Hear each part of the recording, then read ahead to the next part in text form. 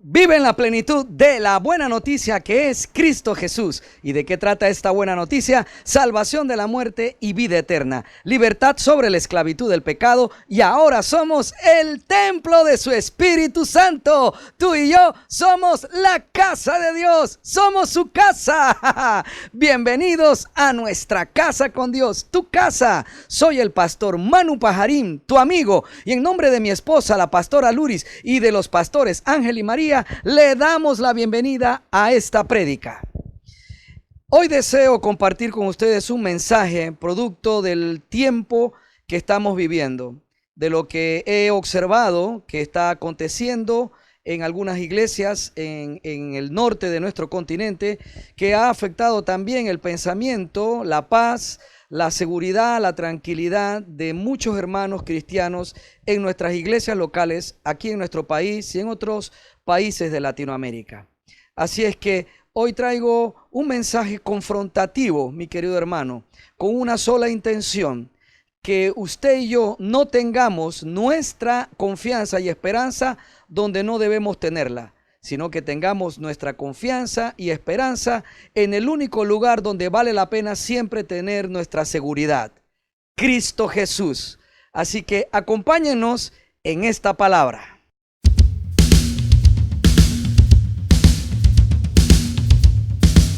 Vive en la plenitud de la buena noticia.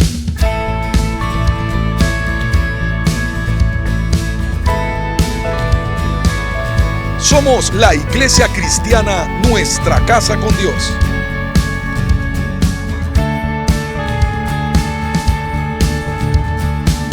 Compartimos el mensaje de la palabra de Dios en la voz del pastor Manuel Pajarín Vergara.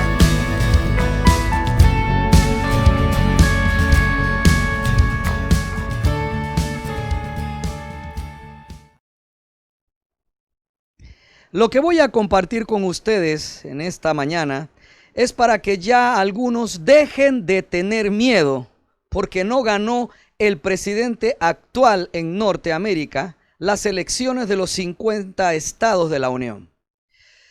Y quiero que usted repita después de mí: la iglesia no necesita a un Ciro.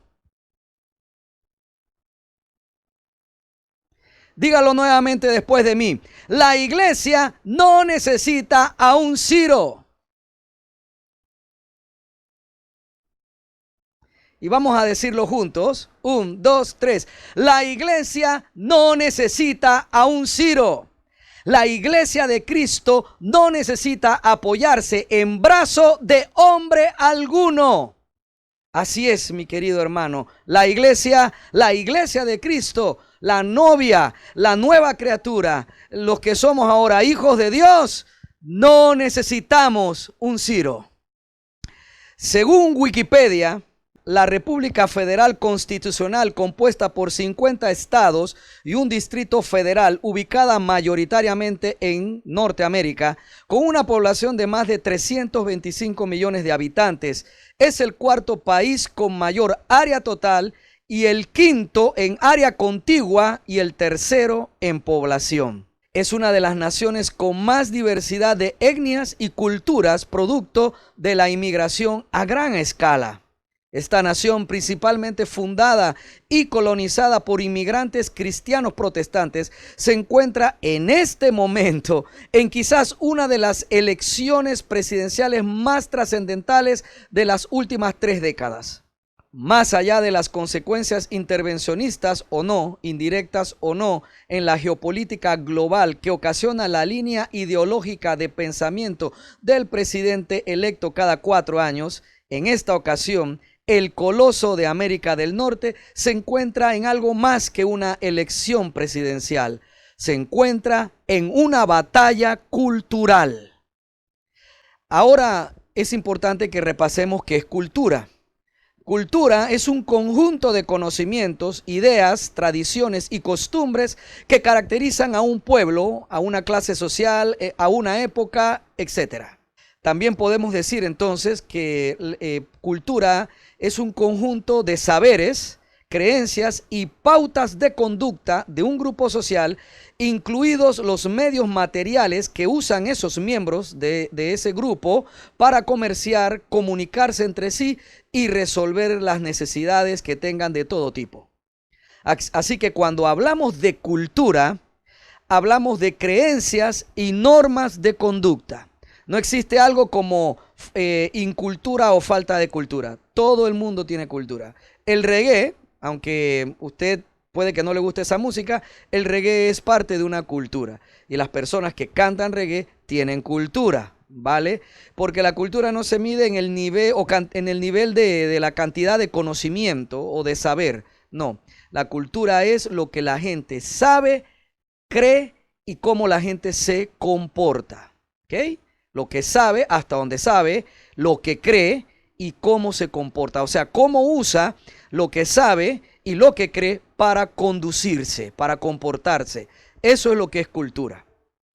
Y eso es lo que está ocurriendo en estos momentos en el Coloso del Norte de América.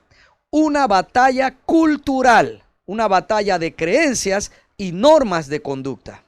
Y lamentablemente para mí como pastor, la Iglesia de Jesucristo se involucró totalmente en dicha batalla.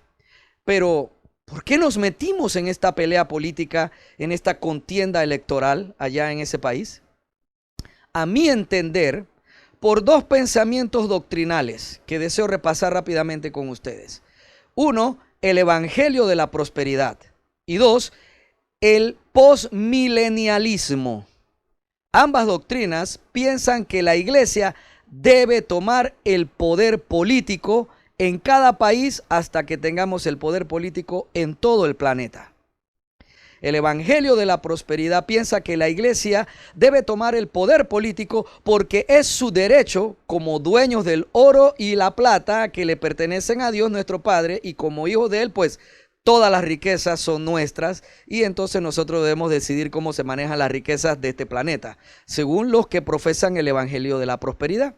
La doctrina escatológica del postmilenialismo cree que Cristo volverá otra vez, pero no a reinar en toda la tierra por 1000 años. Los postmilenialistas creen que el prefijo pos en postmilenialismo detona la opinión que Cristo volverá después de que los cristianos, y no Cristo mismo, hayan establecido el reino sobre esta tierra.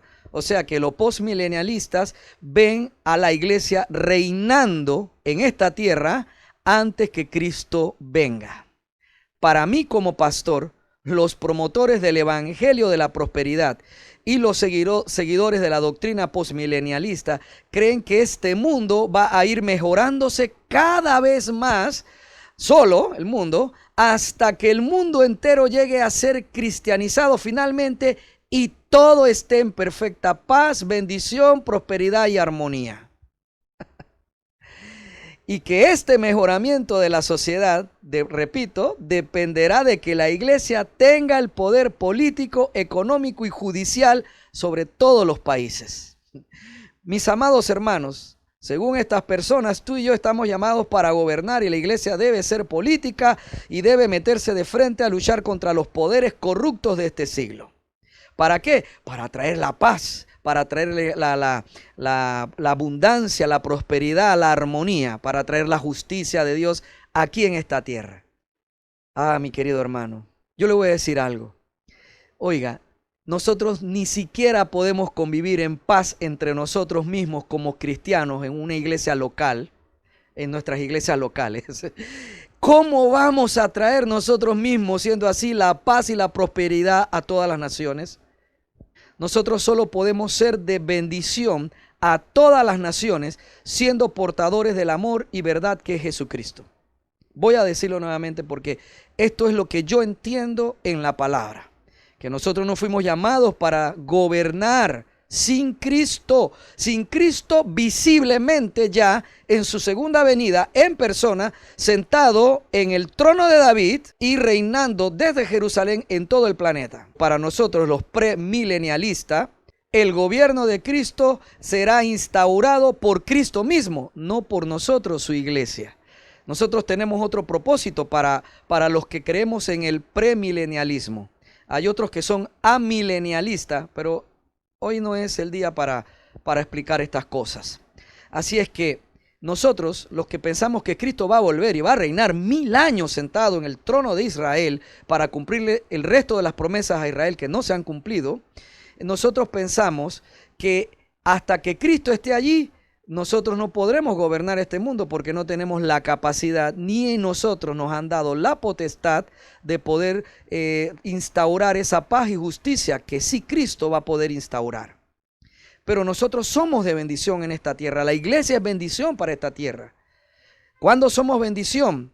Cuando nosotros, empoderados en el Espíritu Santo, como portadores del amor y de la verdad de Jesucristo, damos este amor y verdad a toda persona que nos rodea. Allí somos de bendición. Y también somos de bendición cuando hablamos en todo momento de las buenas noticias, el evangelio de Jesucristo, la salvación sobre el pecado y la muerte para tener vida eterna. Allí nosotros somos de plena bendición en este planeta. Ahora, mis queridos hermanos, para que nosotros podamos cumplir esta misión de ser portadores en nuestras acciones permanentemente de este amor y verdad de Cristo, para poder hacerlo correctamente, vuelvo al tema de nuestra casa con Dios. Debemos haber muerto primero a nosotros mismos y Cristo debe ser quien viva y gobierne en la vida de cada miembro de la iglesia. Mientras Cristo sea el Señor de la iglesia, entonces la iglesia será de bendición porque no viven sus miembros, sino que cada miembro está muerto y vive Cristo en ellos. Ahora bien, mis queridos hermanos, aún así, con Cristo gobernando en nuestras vidas, en verdad, en nuestro interior y dando a nosotros esos frutos del Espíritu, esa verdad, esa justicia, ese amor a toda persona, aún así no fuimos llamados a gobernar este mundo en lugar de Cristo. El Hijo de David, Jesucristo, es al que le corresponde por voluntad de Dios Padre ser el gobernante perfecto de toda la tierra y sobre todas las naciones para que haya paz en la tierra. Ese momento llegará cuando Cristo regrese y venza en Armagedón y le dé el fin que el anticristo y todos los ejércitos malvados de este mundo que se hayan levantado para destruir a Jerusalén les dé fin y entonces sean eliminados todos estos enemigos y sea instaurado el reino de Israel nuevamente. Pero ya la iglesia habrá sido levantada, ya nosotros estaremos con él, con el nuevo cuerpo que vamos a tener. Así que la iglesia no forma parte de este juego de lucha de poder político en estos tiempos, ni en ningún tiempo mientras esté la iglesia aquí ejerciendo la voluntad del Señor, que es llevar la buena noticia, el evangelio de Cristo y ser nosotros el ejemplo de verdaderos portadores de Cristo Jesús delante de toda persona. Ahora bien, estas personas que están bien metidas en este tema de que la iglesia debe gobernar, que esto quiero que sepas que viene del pensamiento postmilenialista y viene también de la doctrina del evangelio de la prosperidad. Estas personas que ven que la iglesia tiene que ejercer poder, están detrás entonces de todos estos movimientos políticos. Así que cuando una persona, y sobre todo en una nación tan poderosa como el Coloso que está en Norteamérica, alcanza a esa persona un poder político en esa nación y dice pues delante de los cristianos que él es cristiano, inmediatamente tendrá el apoyo masivo de todos aquellos que están esperando que la iglesia tenga poder político para poder tener seguridad, para poder tener paz, para poder tener garantías de que no la van a extinguir, que no nos van a hacer daño y que vamos a poder continuar haciendo nuestra labor. Y sobre todo, para que todas estas perversiones que nos rodean no se levanten y empiecen a tomar más poder político, social en este mundo. Casi todas las personas que están detrás de estos movimientos y que están preocupados, mi querido hermano, por quién, que si tenemos o no tenemos un presidente allá en ese país que sea cristiano o que proteja a los cristianos, casi todas estas personas son personas que tienen también una cultura en sus iglesias hacia el dinero, hacia la fama, hacia el exaltar el logro de sus ministerios, exaltar el logro o alcanzar unas megas iglesias y exaltar ese logro de esas megas iglesias como únicos, diríamos, ejemplo de lo que es triunfar aquí en la tierra con Cristo. Y eso no es cierto, mi querido hermano, porque aunque usted sea pobre o yo sea pobre y no seamos famosos y nuestras vidas sean conforme a Cristo y hayamos muerto a nosotros mismos y sea Cristo el que reine en nosotros y la gente a nuestro alrededor, nuestra familia, vive en paz, en armonía, ven a Cristo en nosotros, usted ya es un perfecto triunfador. Todo el triunfo de Cristo está en usted.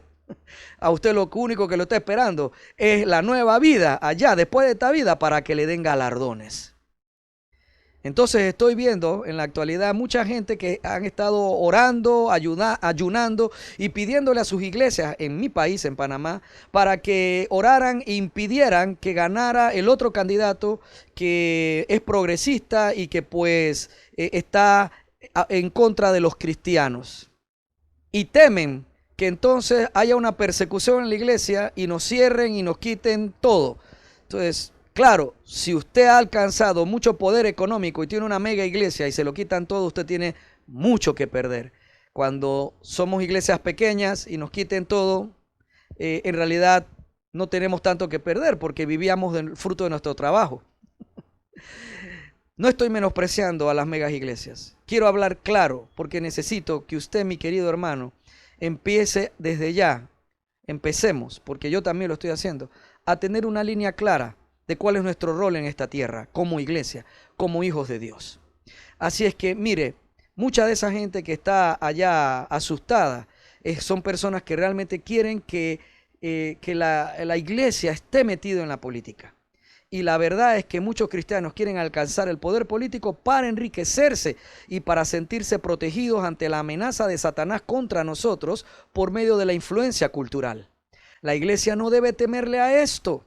El poder político no nos defenderá de Satanás ni del mundo sin Cristo que nos quiere hacer daño. Solo el Espíritu Santo protege a la iglesia según la voluntad de Dios para cada cristiano. Nos protege como iglesia y nos protege el Espíritu Santo individualmente a cada uno como hijo, como cristiano, como creyente. Por separado también, a cada uno nos protege de toda la maldad de este siglo. Lo voy a repetir, el Espíritu Santo es quien nos protege, no un político, no un poder político. El que nos defiende de Satanás, el que nos defiende de los poderes de este siglo, es el Espíritu Santo. Lo hace colectivamente como miembros todos del cuerpo de Cristo e individualmente conforme a la voluntad de Dios a cada uno de sus hijos, de nosotros como cristianos. La sociedad, el mundo sin Cristo, nunca mejorará por la iglesia de Cristo. Así que no vale la pena que nosotros estemos perdiendo el tiempo tratando de componer un mundo que no se va a componer nunca. La sociedad, el mundo sin Cristo, te repito, nunca mejorará por más que nosotros trabajemos para mejorarlos a ellos. El mundo está condenado a ir deteriorándose cada vez más hasta que la misma perversión produzca el momento para que Dios Padre permita la irrupción de la bestia, el anticristo, y se fortalezcan aún más en la maldad todos los incrédulos. El mundo no será transformado.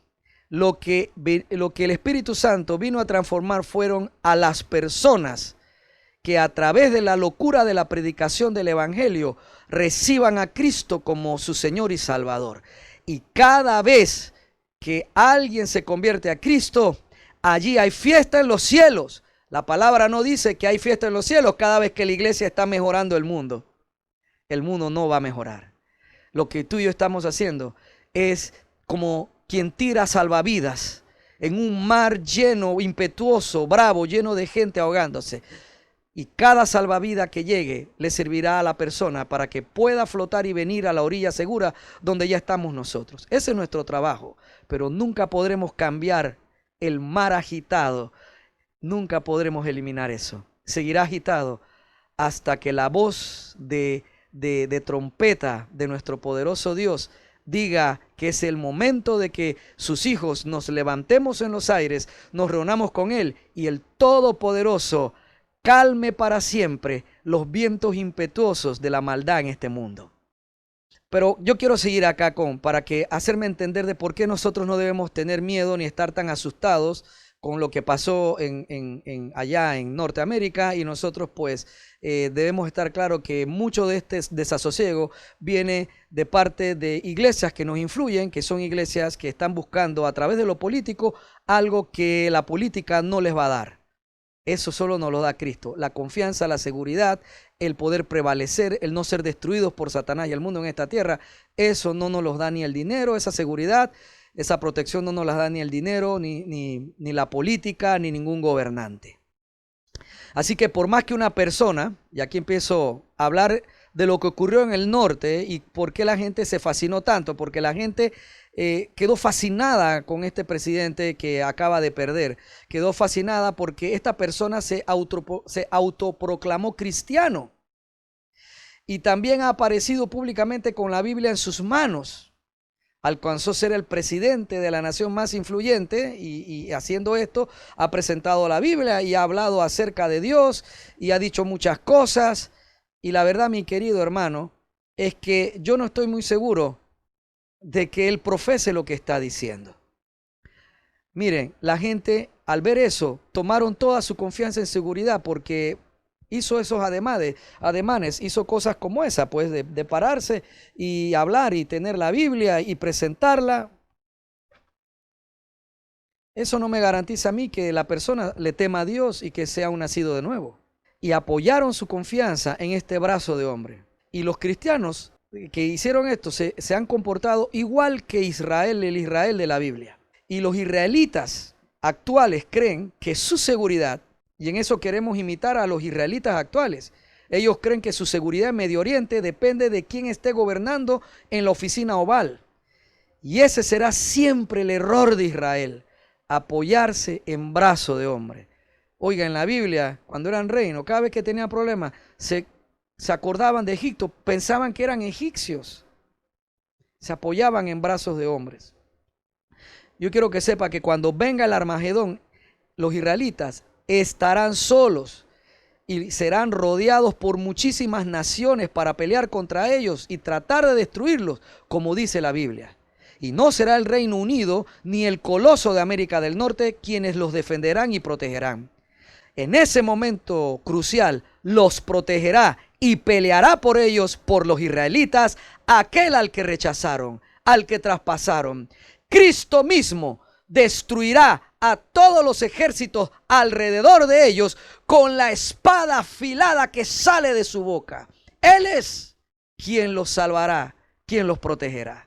No el presidente que se sienta en la oficina oval. Mi hermano, usted verá en sus años de vida que la iglesia de Cristo fracasará en sus intentos por ejercer dominio político y no tendrá el respaldo del Señor para lograrlo, porque ese no es el propósito de Dios para su iglesia. El propósito de la iglesia de Cristo es llevar el evangelio de salvación y vida eterna a todos los rincones de la tierra, para que todo nacido de nuevo sea un ejemplo de persona en el país o en la época que viva, la época que sea en que esté viviendo. Un ejemplo de respeto, que tú y yo, como nacidos de nuevo, como nueva criatura, regenerados, transformados a la imagen de Cristo, seamos un ejemplo de respeto a cualquier autoridad, no importa la ideología de esta autoridad, y que respetemos también a toda persona, sean creyente o no. En Primera de Pedro, capítulo 2, leemos desde el verso 11 lo siguiente: queridos amigos, ya que son extranjeros y residentes temporales, les advierto que se alejen de los deseos mundanos que luchan contra el alma. Procuren llevar una vida ejemplar entre sus vecinos no creyentes. Así, por más que ellos los acusen de actuar mal, verán que ustedes tienen una conducta honorable y le darán honra a Dios cuando Él juzgue al mundo. Por amor al Señor, sométanse a toda autoridad humana, ya sea el rey como jefe de Estado o a los funcionarios que Él ha nombrado. Pues a ellos el rey los ha mandado a que castiguen a aquellos que hacen el mal y a que honren a los que hacen el bien. La voluntad de Dios es que la vida honorable de ustedes haga callar a la gente ignorante que los acusa sin fundamento alguno, pues ustedes son libres, pero a la vez son esclavos de Dios. Así que no usen su libertad como una excusa para hacer el mal. Respeten a todos y amen a la familia de creyentes. Teman a Dios y respeten al rey. Y hay unas traducciones que dicen que el apóstol Pedro dijo: teman a Dios y respeten al emperador romano. Dígame usted, mi querido hermano, ¿cómo él podía mandar a que respetaran a Nerón? La verdad es que a veces nosotros no entendemos el evangelio. El apóstol estaba pidiendo que a los que vivían en esa época que fueran ejemplos y respetaran a un hombre tan corrupto como Nerón. Al entender esto, usted y yo podemos saber entonces cuál es la posición nuestra como iglesia en esta tierra. No tiene nada que ver con tumbar a Nerón. Para lograr esto, mi querido hermano, de ser ejemplo delante de nuestros vecinos, de las personas que no creen en Cristo y nos calumnian, y respetar a las autoridades, no tenemos que reinar políticamente. No tenemos que ser nosotros los que gobernemos políticamente. Tenemos que saber sufrir por causa de Cristo. Eso es lo que sí pide la Biblia. En Primera de Pedro, ahora en el capítulo 4, leemos desde el verso 12. Queridos amigos, no se sorprendan de las pruebas de fuego por las que están atravesando, como si algo extraño les sucediera. En cambio, alégrense mucho, porque estas pruebas los hacen ser partícipes con Cristo de su sufrimiento, para que tengan la inmensa alegría de ver su gloria cuando sea revelada a todo el mundo. Si los insultan porque llevan el nombre de Cristo, serán bendecidos, porque el glorioso Espíritu de Dios reposa sobre ustedes. Sin embargo, si sufren, que no sea por matar, robar, causar problemas o entrometerse en asuntos ajenos. Oiga, la palabra es tan clara. ¡Qué tremendo! Verso 16. En cambio, no es nada vergonzoso sufrir por ser cristianos.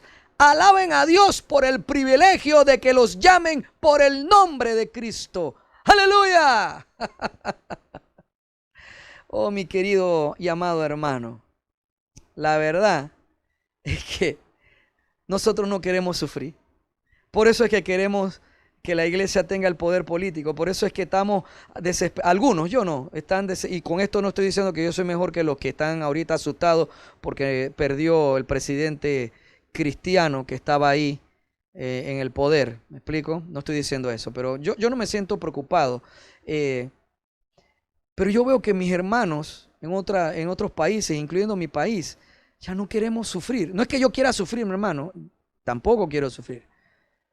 Pero yo debo estar claro de que el sufrimiento por ser hijo de Dios forma parte de la vida del creyente. Yo no estoy exento a sufrir por ser hijo de Dios. Y que en algunos momentos estemos atravesando por el fuego de las pruebas, no debemos sentirnos que eso es algo extraño, dice la palabra que acabamos de leer. Entonces nosotros queremos es controlar.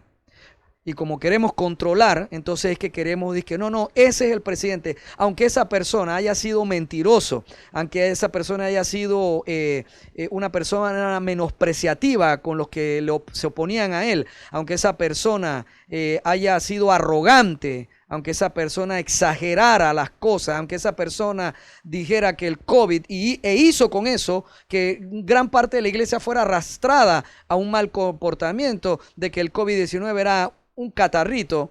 Mi hermano, algunos están dispuestos a no ver nada de estas cosas con tal de tener a una persona que aparentemente los pueda proteger, ¿me explico? Porque tiene el poder económico.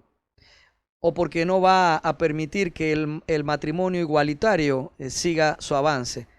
Cosa que es totalmente falsa. Eso ya se aprobó y yo pregunto, ¿lo eliminó ese presidente? Nunca lo iba a hacer.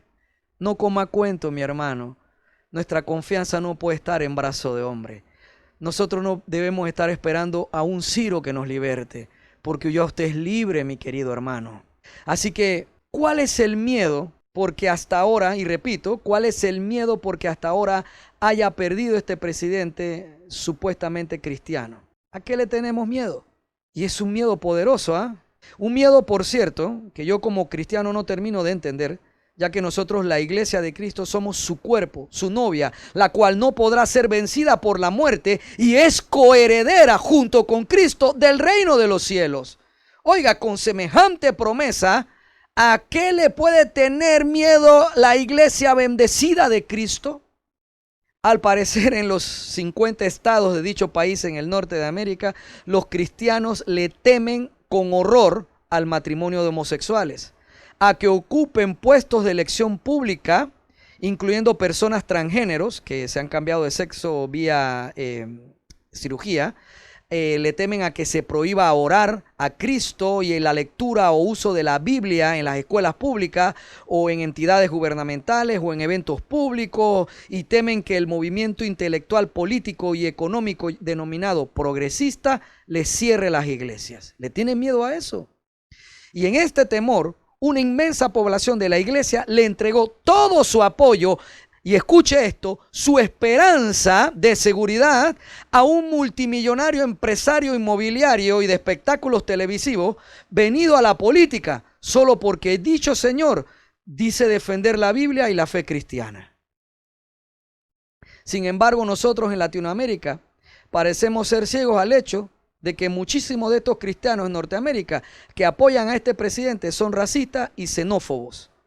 Porque acá enseguida, sí, hay que orar por él, hay que apoyarlo. Él es el presidente que el Señor puso para nosotros.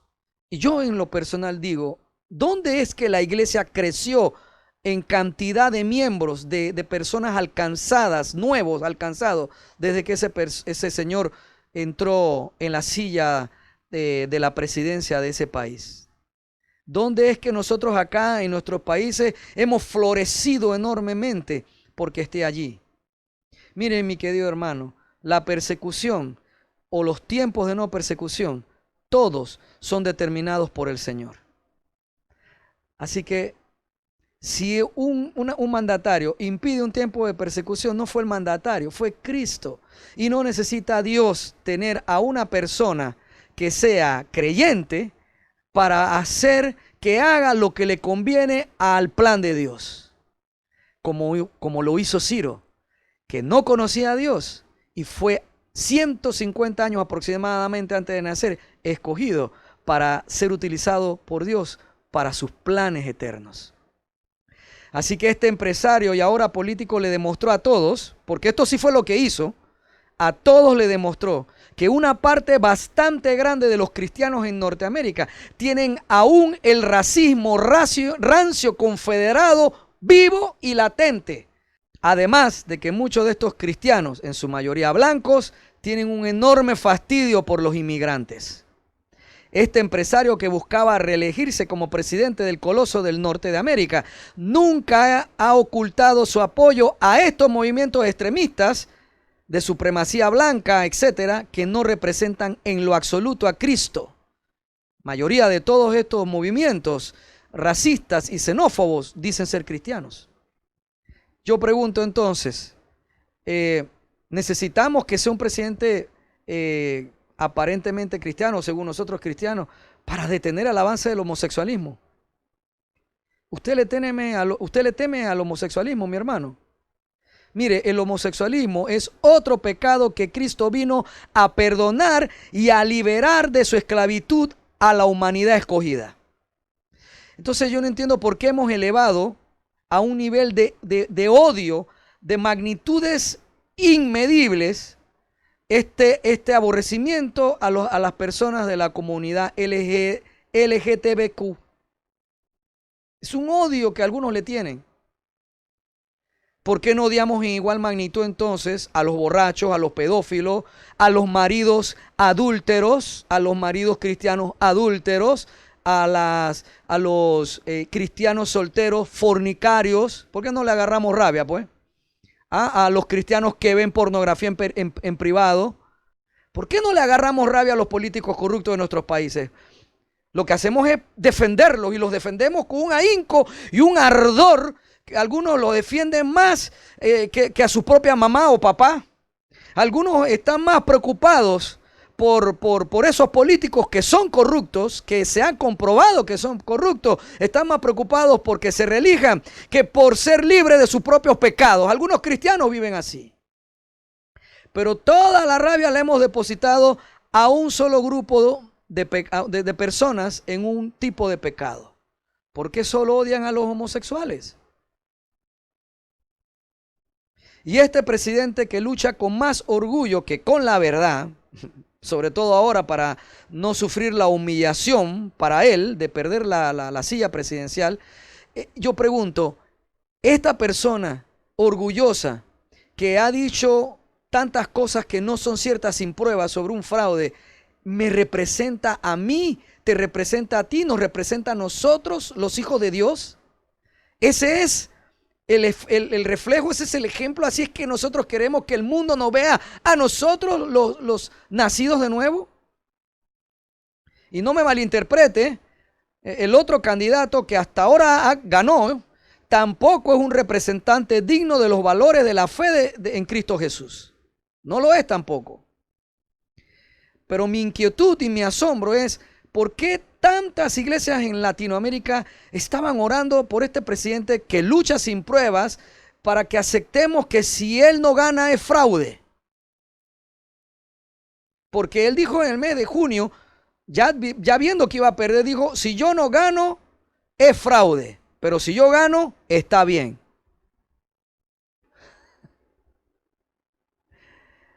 Wow, eso es cosa de niños, eso es cosa de gente inmadura. Eso me recuerda cuando una vez en una historia de las hijas de mi pastor Valo decían que llegaron a la casa de una niña en su cumpleaños y la niña las retó, dice, bien, vamos a correr de aquí a allá.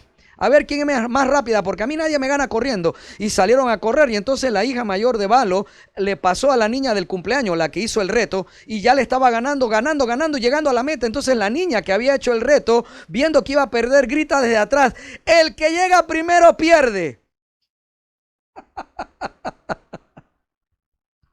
Esa es la actitud de un verdadero cristiano. Los cristianos debemos ser como el rey David, que jamás peleó por quedarse sentado en la silla del rey. Nunca peleó por seguir siendo el rey de Israel. Y él sí era el rey de Israel, de todo Israel. No como los demás que eran ya reinos divididos. Y él nunca peleó por ese puesto. Pero este presidente que dice ser cristiano no está dispuesto a dejar tan fácilmente la oficina oval. De verdad, esta persona déspota y respetuosa con los que le adversan, que le pone sobrenombres y se burla de la gente, que actúa siempre de manera arrogante, ¿es el paladín de la iglesia de Cristo? Y ahora, para los que entienden esto, les digo, ¿pueden los progresistas, o sea, el movimiento intelectual, político, económico llamado progresismo, detener a la iglesia de Cristo? ¿Realmente usted cree eso? ¿Usted teme como cristiano que la comunidad LGTBQ nos gobierne con su arcoíris? ¿Alguna vez en la historia usted ha visto que el pecado ha sido la solución o le ha dado solución y felicidad y justicia a los habitantes de este planeta? ¿Usted ha visto que el pecado haga eso? ¿Usted teme que el pecado gobierne? El pecado ha gobernado siempre el mundo y el resultado siempre ha sido más injusticia y más infelicidad. La bandera del arco iris nunca derrotará a Cristo. ¿Qué piensa usted? ¿Que nos va a agarrar a banderazo con el arco iris? ¡Ay, ay, pastor! ¿Usted le tiene miedo a eso?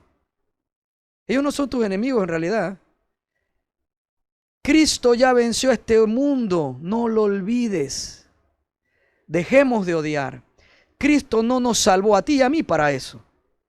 A mí me preocupa más ver a un cristiano tener más fe y confianza en un político corrupto que en Cristo.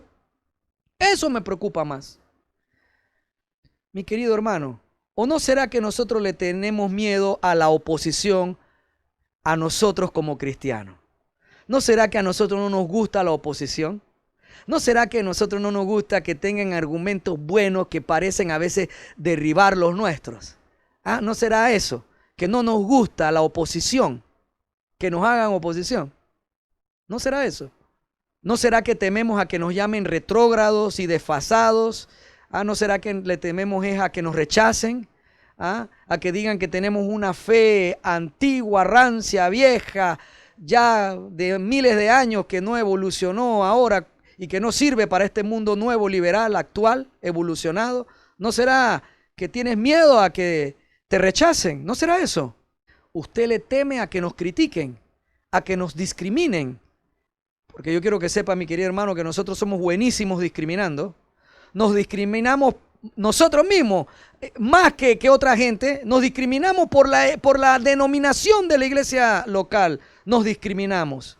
Y si, por ejemplo, yo le digo a usted aquí que para mí el diezmo no forma parte de la gracia de Cristo, enseguida me van a criticar, me van a discriminar. ¿Quiénes? Otros cristianos. Tenemos tanto miedo así que necesitamos que una persona como este presidente en América del Norte sea nuestro defensor. ¿En serio? Alguien que si no le dan la victoria acusará a todos de ineptos y corruptos y hará pataleta como niño ñañeco, malcriado. ¿Sabía usted que algunos grupos cristianos profetizaron acerca de este presidente que acaba de perder, que era el Ciro que la iglesia estaba esperando y necesitando? ¿Usted sabía eso? Así llamaron a Donald. Hay quienes que profetizaron que Donald era el Ciro moderno de la iglesia de Cristo. Y yo pregunto, ¿y la iglesia de Cristo necesita a un Ciro? El rey Ciro les permitió a los judíos en el cautiverio en Babilonia regresar a Jerusalén para restaurarla. Y que yo sepa, en lo que entiendo de la Biblia, la iglesia no es la nación de Israel y nuestra Jerusalén no necesita ser restaurada porque está en el cielo y descenderá ataviada como una novia para las bodas del Cordero con su iglesia, con usted, conmigo. La iglesia no necesita un Ciro. La iglesia de Cristo no necesita de un hombre alguno para alcanzar su meta de vida eterna, porque la iglesia de Cristo ya tiene al Espíritu Santo de Dios. El pueblo de Israel, Judá, cautivo en Babilonia, producto de sus pecados, sí necesitaba una autoridad que los liberara de su esclavitud y poder regresar a Jerusalén.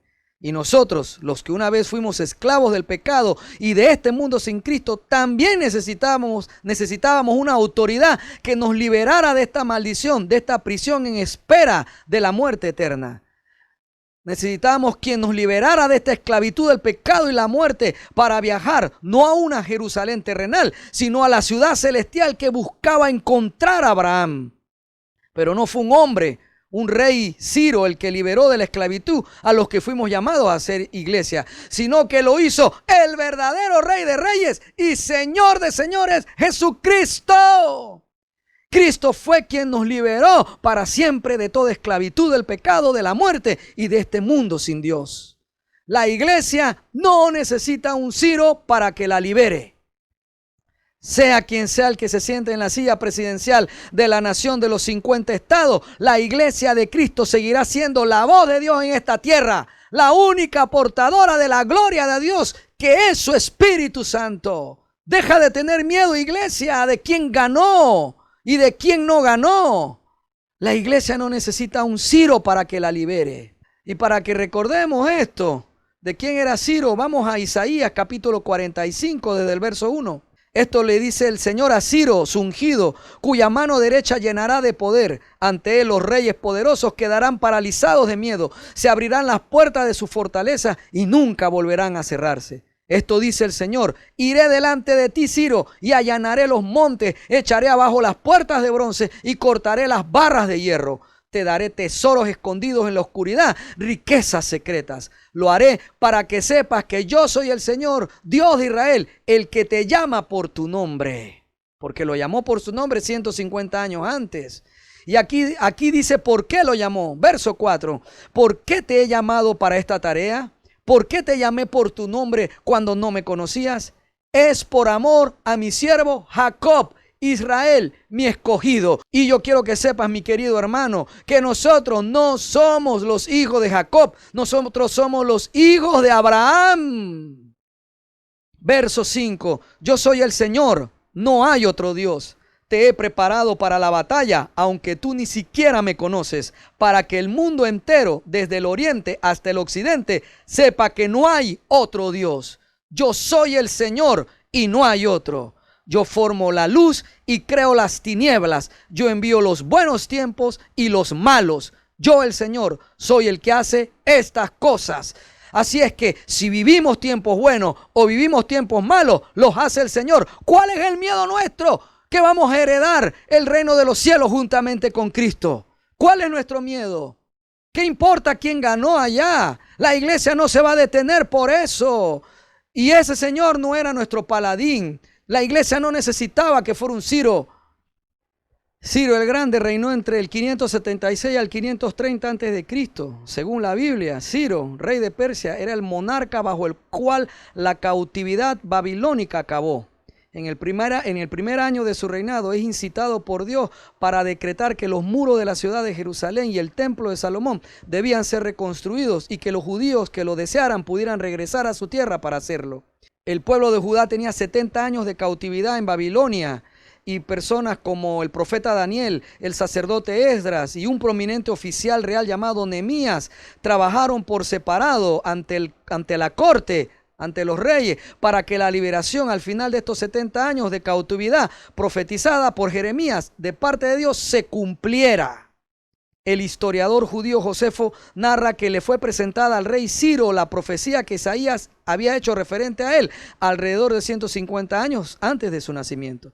Según Josefo, Ciro el Grande se conmovió tanto al oír la profecía que se apuró en cumplirla. En Segunda de Crónicas, capítulo 36, versos 22 y 23, narra la Biblia las palabras del edicto real de Ciro para que regresaran a reconstruir los muros de Jerusalén y el templo de Salomón. También encontramos en Esdras, capítulo 1, desde el verso 2, lo siguiente.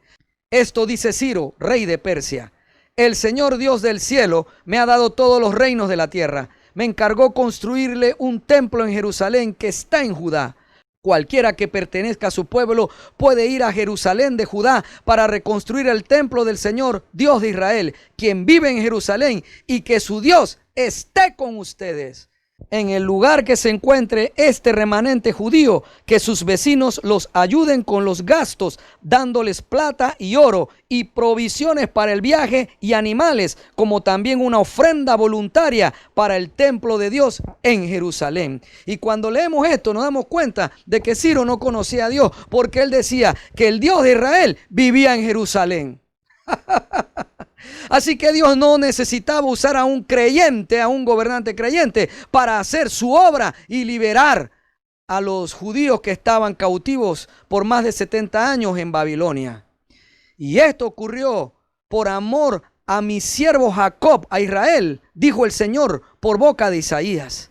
Esto era un propósito de Dios para preservar al pueblo judío, como había prometido, para que el Mesías tuviera un pueblo que lo recibiera, que no lo recibió, por cierto.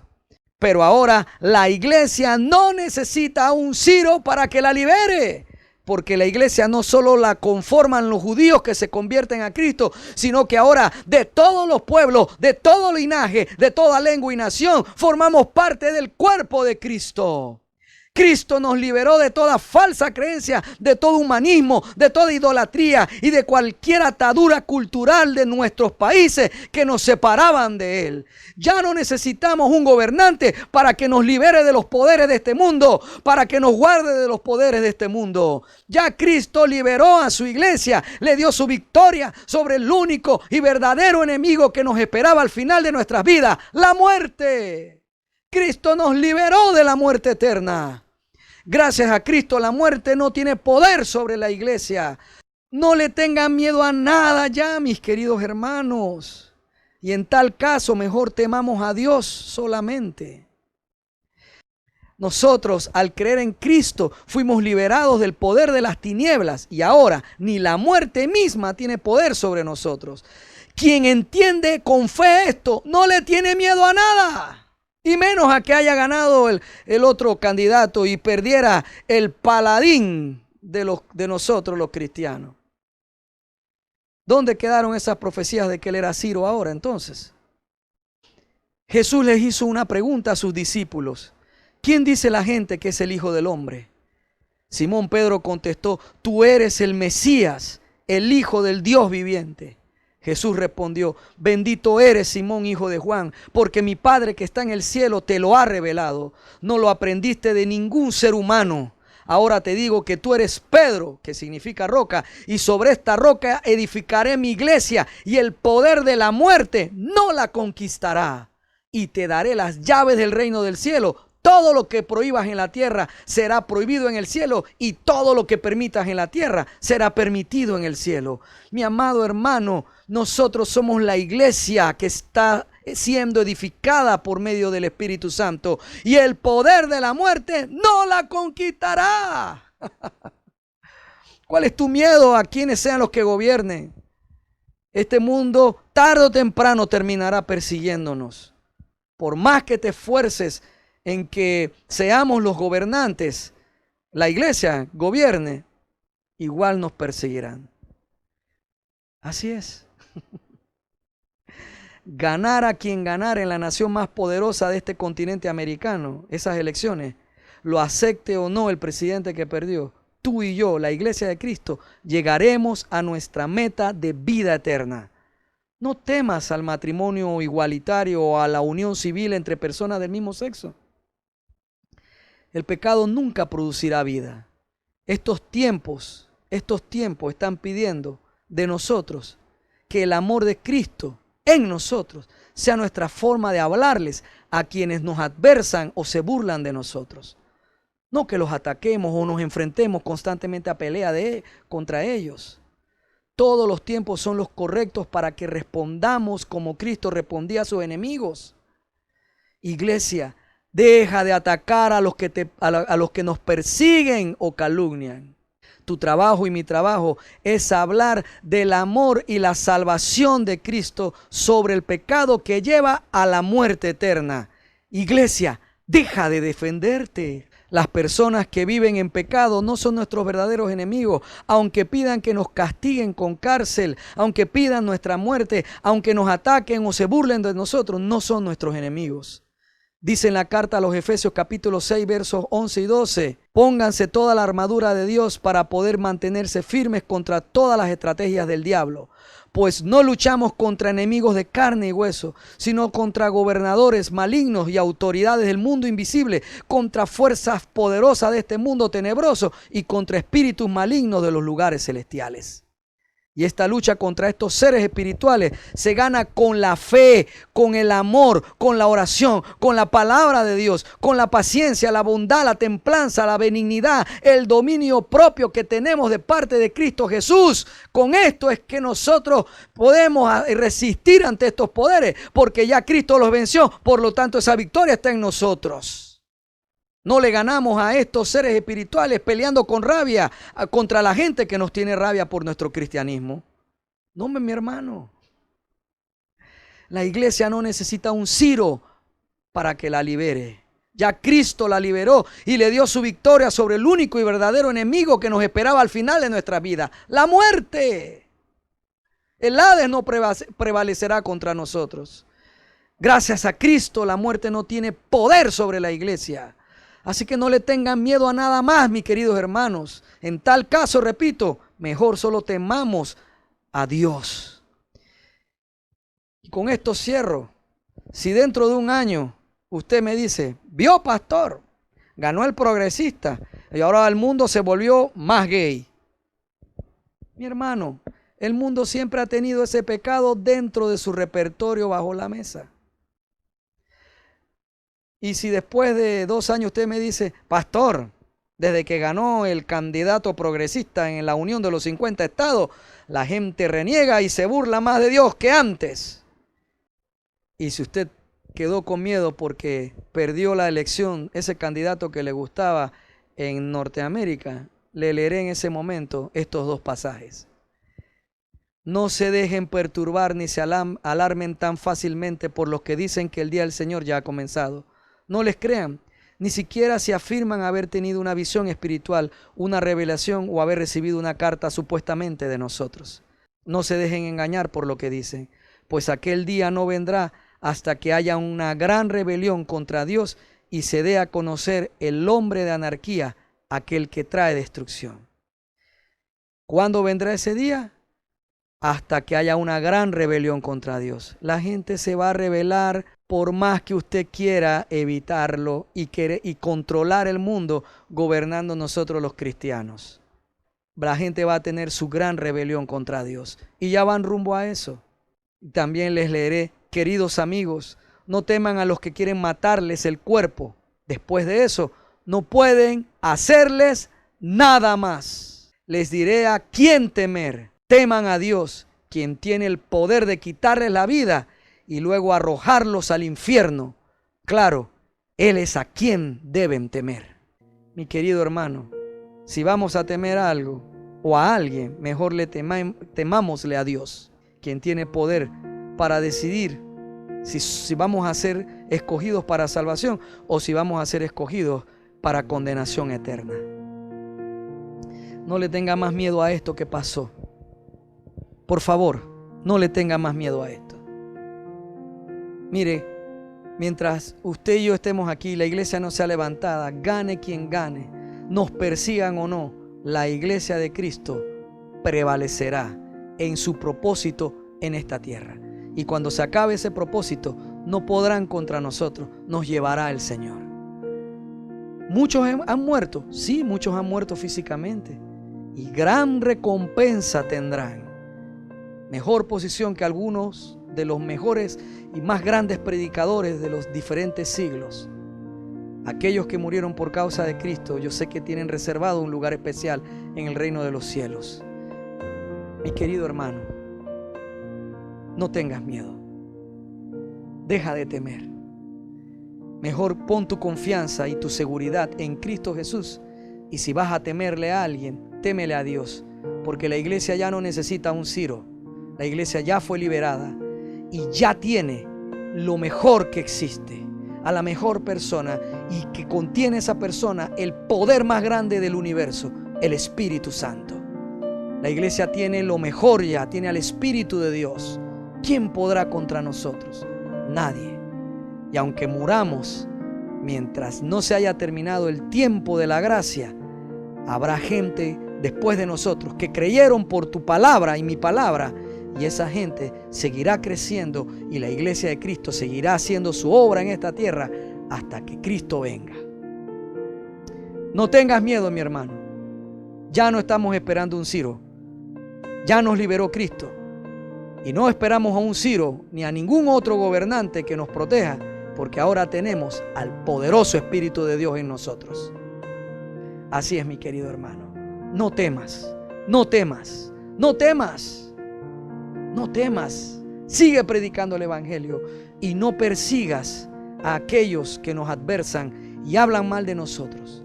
No señalemos con el dedo sus pecados para condenarlos. Mejor hablemos del amor de Cristo. Sigamos presentando la opción de la salvación de esa esclavitud de pecado que solo puede dar Cristo Jesús, y que también Él, librándonos de esa esclavitud de pecado, nos puede dar la vida eterna. Ese es tu oficio, este es mi oficio: amar a nuestros enemigos.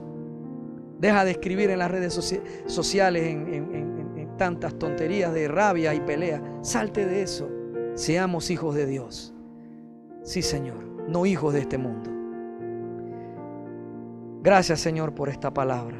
Alúmbranos los ojos de nuestro entendimiento, Padre, para que sepamos siempre en quién poner nuestra confianza, en ti, Dios, en ti, Jesucristo.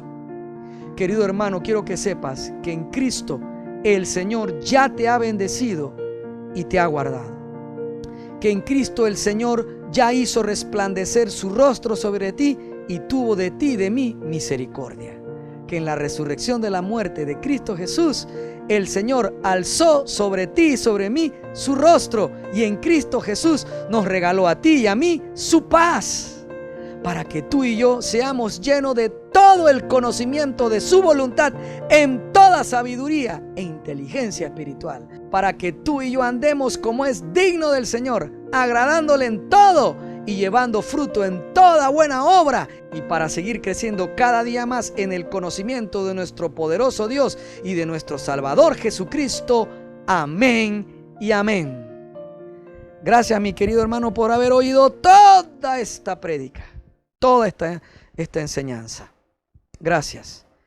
Recuerda, Cristo es la persona a quien nosotros debemos darle toda nuestra confianza, nuestra seguridad y esperanza. No en más nadie, y menos en los políticos. Esta es nuestra casa con Dios, tu casa. Y yo soy el pastor Manu Pajarín, tu amigo. Nos vemos en la siguiente prédica.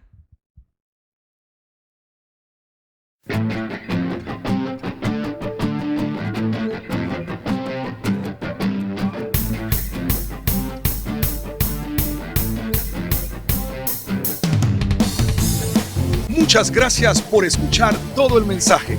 Rogamos a nuestro Señor Jesucristo que sea de bendición para tu vida.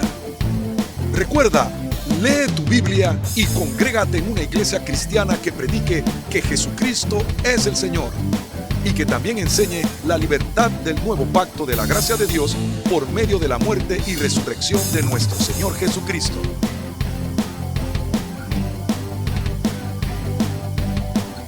La iglesia cristiana Nuestra Casa con Dios está ubicada en Panamá Oeste, Arraiján, Vista Alegre, Vía Panamericana, en la Plaza Víctor, local número 12, frente a Cochés.